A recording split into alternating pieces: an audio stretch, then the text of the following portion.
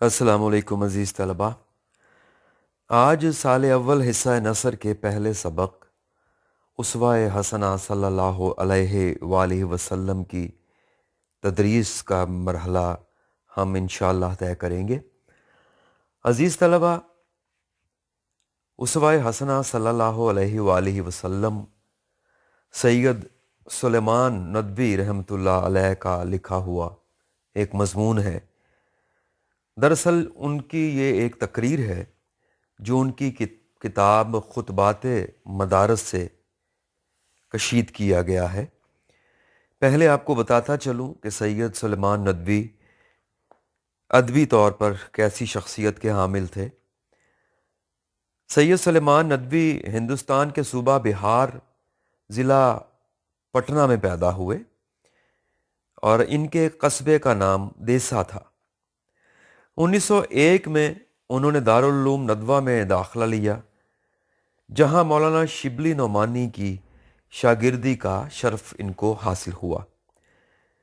1907 میں یہ فارغ التحصیل ہونے کے بعد اپنے مدرسے کے مدیر مقرر ہوئے۔ 1 سال بعد وہ اپنے درسگاہ کے اساتذہ میں شامل ہو گئے اور وہاں علم الکلام اور عربی کے استاد مقرر ہوئے۔ اس کے ساتھ ہی تصنیف و تالیف کا ان کا ایسا سلسلہ شروع ہوا جو تمام عمر جاری رہا۔ 1915 میں سید سلیمان ندوی نے دارالمصنفین کی بنیاد ڈالی اور 1916 میں ایک میگزین جاری کیا جس کا نام معارف رکھا گیا۔ 1918 میں اپنے استاد گرامی قدر مولانا شبلی نعمانی کی آخری عظیم تصنیف سیرت النبی صلی اللہ علیہ وآلہ وسلم کی جلد اول اور دوم کی تدوین کرنے کے بعد اس کو شائع کروایا۔ 1914 میں سید سلیمان ندوی نے مسلم یونیورسٹی علی گڑھ سے ڈاکٹر آف لٹریچر کی اعزازی ڈگری حاصل کی۔ 1943 میں مولانا شبلی نعمانی کی زندگی کے حالات پر مشتمل اپنی مشہور کتاب حیات شبلی انہوں نے شائع کی۔ 1950 میں سید سلیمان ندوی بھارت سے ہجرت کر کے پاکستان آ گئے۔ ان کی نثر موضوع کے اعتبار سے سنجیدہ، شستہ، رواں اور سادہ ہوتی ہے۔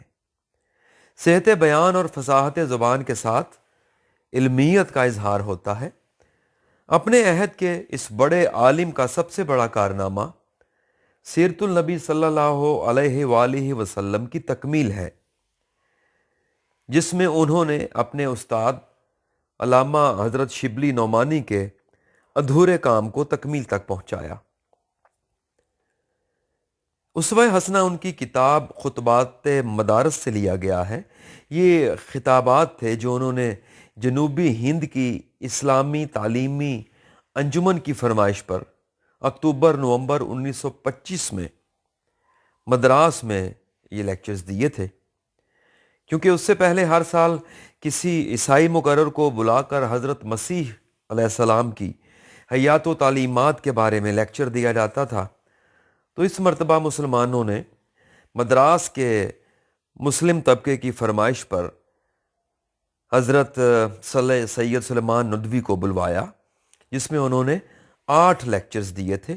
انہی میں سے ان کا ایک خطبہ، ایک لیکچر آپ کے سلیبس میں شامل ہے اور اس کو آپ کے سلیبس میں اسوہ حسنہ صلی اللہ علیہ وآلہ وسلم کے نام سے شامل کیا گیا ہے۔ عزیز طلبہ، یہاں پر میں آپ کو یہ بتاتا چلوں کہ آپ کے سلیبس میں اسوہ حسنہ صلی اللہ علیہ وآلہ وسلم جو آپ کا پہلا سبق ہے، یہ اپنے طرز تحریر کے اعتبار سے تھوڑا مشکل اور پیچیدہ ہے، اور بہت زیادہ اس بات کا امکان موجود ہوتا ہے کہ آپ کو سالانہ پیپر میں ایسے کسی سبق سے پیراگراف تشریح کے لیے دے دیا جائے۔ تو میں آپ کو یہ سمجھانا چاہوں گا کہ اس سبق کو آپ نے بہت اچھے طریقے سے بار بار تیار کرنا ہے، کیونکہ جیسا کہ میں نے آپ کو بتایا یہ ایک مشکل سبق ہے۔ اگر اس میں سے پیراگراف آپ کو تشریح کے لیے دیا جاتا ہے تو اس کے مشکل الفاظ سمجھنے میں آپ کو دشواری ہو سکتی ہے۔ चुनाचे इस बात का इम्कान है कि अगर इसमें से कोई पैराग्राफ तशरीह के लिए आ जाता है तो आपको दुश्वारी का सामना खुदा न खास्ता ना करना पड़े। तो ज़रूरी है कि आप इस सबक को तवज्जो से पढ़ें। आपके पास किसी भी तरह की हेल्पिंग गाइड मौजूद हो, आप उससे रहनुमाई ले सकते हैं। उसमें मुश्किल अल्फाज के मानी दिए गए हैं। थोड़ा बहुत आपको अंदाज का इख्तलाफ नज़र आएगा, लेकिन आपके पास कोई भी हेल्पिंग गाइड, कोई भी मददगार किताब, कोई गाइड, कोई भी गाइड आपके पास हो, तो उसमें ये सबक और इसके सवालात जो हैं वो तकरीबन एक तरह से ही हल करके आपको रहनुमाई दी गई है। तो आप इसमें मज़ीद रहनुमाई के लिए अपनी गाइड बुक से रब्ता कर सकते हैं, क्योंकि जब हम क्लासरूम में मौजूद होते हैं तो उस्ताद को सबक पढ़ाने का भी लुत्फ़ आता है और आप उस सबक को सही तौर पे समझ भी सकते हैं। ऑनलाइन लेक्चर्स में ऐसा बराह रास्त तखातुब क्योंकि नहीं मुमकिन, इसलिए कुछ दुश्वारियाँ महसूस होती हैं बताते हुए उस्ताद को भी, और समझने में भी तलबा में कुछ कमी रह जाती है। तो आपको इतने फासले पे बैठ के इस लिहाज से हम रहनुमाई दे सकते हैं कि इस सबक की अहमियत ये है कि इसमें से कोई भी पैराग्राफ जो है वो आपको तशरीह के लिए दिया जा सकता है। पैटर्न में मैं आपको बता चुका हूँ कि पैराग्राफ का सवाल जो है वो 15 नंबर का होगा, और आपको इसमें जो चीज़ें हल करनी होंगी उसमें आपको सबक का उन्वान लिखना होगा 1 नंबर का, मुसन्निफ़ का नाम आप बताएंगे, 1 नंबर उसका मिल जाएगा। सियाक व सबाक यानी इस सबक का निचोड़ जो है वो आप 5-6 लाइनों में लिख देंगे तो वो आपका सियाक व सबाक कहलाएगा, 3 नंबर उसके होंगे। उसके बाद जब आप इसकी तशरीह करेंगे तो आपको उसके 10 नंबर दिए जाएंगे, 10 नंबर का वो हिस्सा होगा। तो इस तरह से ये 15 नंबर पूरे होते हैं। आपकी तशरीह का पोर्शन जो है वो कम से कम 1.5-2 सफ़े पर मुश्तमिल होना चाहिए, ताकि 15 नंबर के इस सवाल में से आपको 12, 13, 14 नंबर आसानी से मिल सके।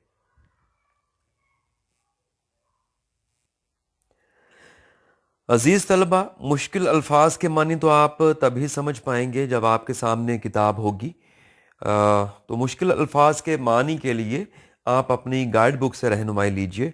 अलबत्ता आपके जहन में इस सबक का एक नक्श बिठाने के लिए मैं मुख्तसरन आपको बताता हूँ कि इस सबक में मुसन्निफ़ क्या कहना चाहते हैं। इस सबक में मुसन्निफ़ बताना चाहते हैं कि दुनिया के हर मज़हब ने अल्लाह की मोहब्बत हासिल करने का एक ही तरीका बताया है कि उस मज़हब के बानी की नसीहतों पर अमल किया जाए। बानी कौन होता है? किसी भी मज़हब को अल्लाह की तरफ से इंसानों तक पहुँचाने वाला, यानी पैगम्बर। हम इस लिहाज से खुशकिस्मत हैं कि इस्लाम ने अपने रसूल अकरम सल्लल्लाहु अलैहि वसल्लम का अमली नमूना हमारे सामने रख दिया। गोया कि इस्लाम में हमारे पास किताब अल्लाह यानी कुरान हकीम मौजूद है। अमली सूरत में नबी करीम सल्लल्लाहु अलैहि वसल्लम का उसवा हसना, उनकी सीरत तैयबा, उनकी ज़िंदगी के मामूलात हमारे सामने मौजूद हैं, जिसे हम सुन्नत कहते हैं। और इसके अलावा हमारे पास नबी करीम से पूछे गए तरीके, उनके समझाए हुए तरीके, वो हदीस की शक्ल में मौजूद हैं। चुनाचे इस तरह से इस्लाम हमें मुकम्मल रहनुमाई फ़राहम करता है कि ज़िंदगी कैसे गुजारी जाए, और इस सिलसिले में नबी करीम की ज़िंदगी में इंसानी ज़िंदगी के तमाम पहलुओं के लिए मुकम्मल रहनुमाई मौजूद है। अब यहाँ पर एक बात बहुत दिलचस्प है कि ज़िंदगी बाहमी ताउन से चलती है। दुनिया में मुख्तलिफ़ पेशे हैं, मुख्तलिफ़ काम हैं। इस दुनिया में बादशाह भी हैं, हुक्मरान भी हैं, रियाया भी हैं, काजी भी हैं, जज हैं, सिपा सालार, गरीब, अमीर, दौलतमंद, इबादत करने वाले, सिपाही, मुजाहिद, कारोबार करने वाले, दोस्त, दुश्मन, घर वाले। और ये हमें महसूस होता है कि जैसे हमारे पास इस दुनिया में हमारी शख्सियात के मुख्तलिफ़ पहलू और उनकी बहुत वैरायटी मौजूद है। अब एक और बात भी है कि दुनिया में मर्द भी मौजूद हैं और औरतें भी मौजूद हैं।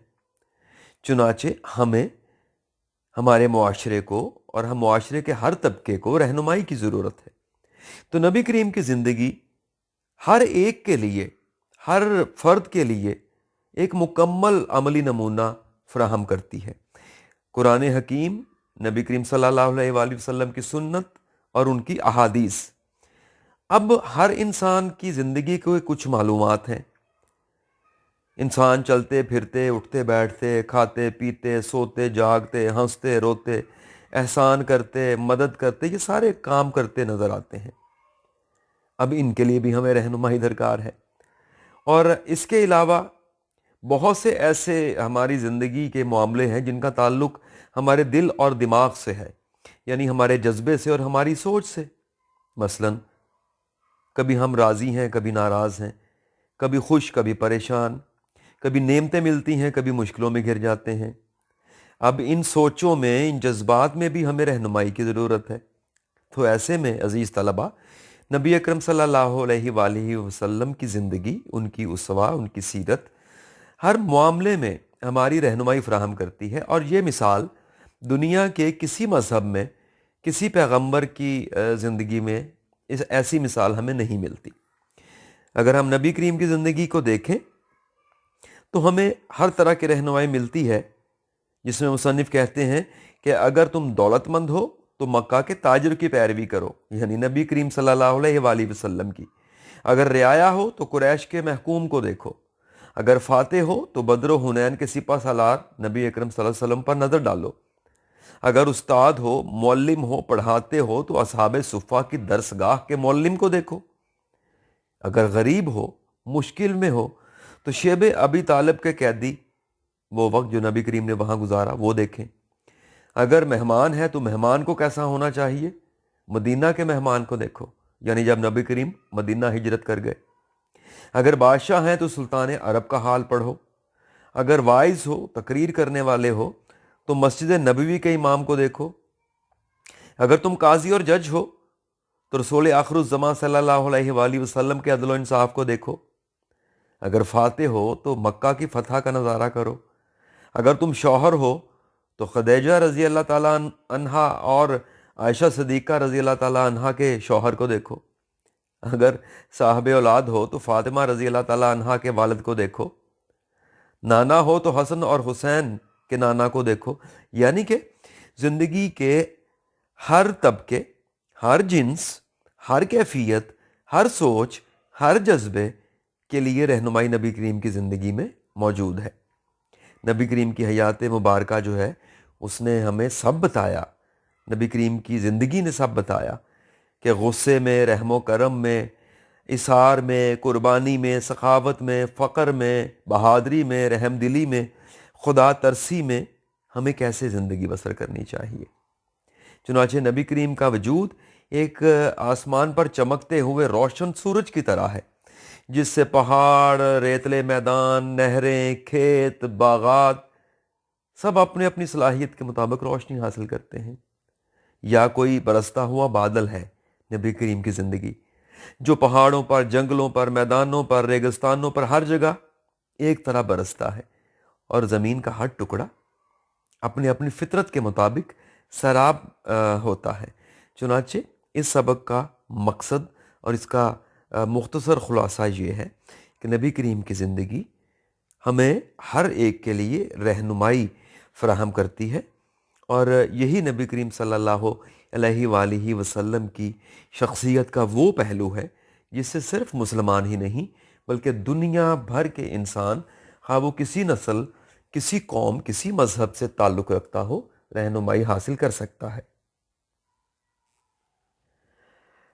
عزیز طلبہ، اب ہم اس سبق کی تیاری پہ کچھ بات کر لیں۔ جو ہدایات میں آپ کو بتا رہا ہوں، ان پر آپ ساتھ ساتھ عمل کرتے جائیں۔ روز اگر اپنے ایک سبق کو یا ایک لیسن کو آپ 15 سے 20 منٹ دیں تو گھر بیٹھے ہوئے بھی آپ تھوڑی بہت تیاری کر لیں گے۔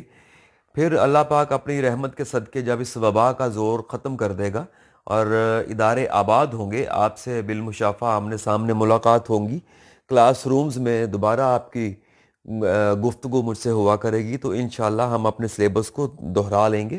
اس سے یہ اسباق آپ کے ذہن میں مزید پختہ ہو جائیں گے اور آپ کی تیاری انشاءاللہ مزید بہتر ہو جائے گی۔ تب تک کے لیے آپ کو ہوم ورک کے طور پہ کچھ باتیں سمجھا رہا ہوں۔ آپ اپنی گائیڈ بک میں سے، کوئی بھی گائیڈ بک ہو، اس میں سے آپ اس سبق کے مشکل الفاظ کے معنی دیکھیے، اپنے سامنے اپنی ٹیکسٹ بک کھول کے رکھیں، اپنی گائیڈ بھی کھول کے رکھیں، گائیڈ میں سے مشکل الفاظ کے معنی دیکھیں، اپنی کتاب پر یعنی ٹیکسٹ بک پر اس لفظ کو انڈر لائن کر کے اس کا مطلب لکھ لیجئے۔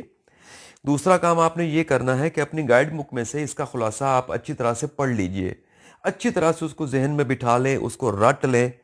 ویسے بھی نبی کریم سے ہماری ایسی محبت ہے کہ اپنے جذبے سے اس سبق کو آپ پڑھیں گے تو نبی کریم کی رحمت کی برکت سے آپ کو یہ یاد بھی انشاءاللہ ہو جائے گا۔ تو ایک اس کے الفاظ معنی پر غور کیجئے آپ، تاکہ پیراگراف کی تشریح کریں تو آپ کو پریشانی نہ ہو۔ نمبر 2، اس کا خلاصہ اچھی طرح سے یاد کر لیجئے، تاکہ اگر اس کا خلاصہ آ جائے تو بھی آپ سہولت میں رہیں۔ اگر آپ پیراگراف کی تشریح کریں تو خلاصہ اور سبق آپ کی مدد کریں گے۔ تیسرا کام آپ نے بیٹا اس میں سے یہ کرنا ہے کہ اس سبق کو پڑھتے ہوئے بہت ساری چیزیں ذہن میں بٹھا لیجئے، کیونکہ میں نے آپ کو بتایا تھا کہ آپ کا 20 نمبر کا جو معروضی حصہ ہے، تو معروضی حصہ میں سے 5 نمبر جو ہیں آپ کو ایم سی کیو کی شکل میں آئیں گے، جو آپ کے سبقوں میں سے دیے جائیں گے۔ تو ہو سکتا ہے اس سبق کے مصنف کے بارے میں، سبق کے نام کے بارے میں، سبق میں جو باتیں کی گئی ہیں اس کا کوئی جملہ ادھورا کر کے ایم سی کیو بنا کے کسی بھی طرح سے کوئی 1 نمبر کا سوال آ جائے۔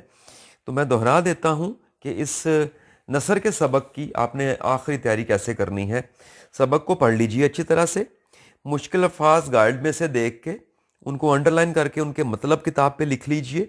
اس طرح سے پیراگراف کی تشریح تیار ہو جائے گی، خلاصہ تیار ہو جائے گا۔ اس کے بعد آپ نے کیا کرنا ہے، سبق کا نام اور مصنف کا نام یاد کر لیجئے اچھی طرح سے۔ جب آپ حوالہ متن دیں گے پیراگراف میں، سبق کا نام اور مصنف کے نام کے 2 نمبر ہوں گے۔ اس کے بعد سبق کو توجہ سے اس طرح سے آپ 2 دفعہ پڑھیں گے، یعنی گائیڈ پہ سے رہنمائی لیں گے، کتاب میں سے دیکھیں گے، تو بہت ساری چیزیں آپ کو یاد رہ جائیں گی انشاءاللہ۔ اور اس میں سے اس چیز کا امکان ہوا کرتا ہے کہ ایم سی کیو میں کوئی 1 آدھ کویسچن سبق میں سے دے دیا جاتا ہے۔ تو اس طرح سے آپ نے اپنے اس سبق کی تیاری کرنی ہے۔ گائیڈ بک کے آخر میں، کوئی بھی گائیڈ بک ہو اس کے آخر میں ایم سی کیوز بیٹا دیے گئے ہیں۔ جب آپ اس سبق کی گائیڈ کو دیکھیں گے تو آپ کو آخر میں کثیر الانتخاب یعنی ملٹیپل چوائس کو ایم سی کیوز نظر آئیں گے، ان کو بھی ایک بار پڑھ لیجئے گا، وہ آپ کو کافی سہولت دے دیں گے۔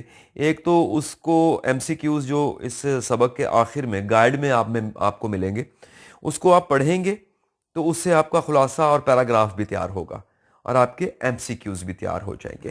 تو آج ہم نے اسوہ حسنہ صلی اللہ علیہ وآلہ وسلم، آپ کا پہلا جو نثر کا سبق تھا، اس پر کچھ گفتگو کی۔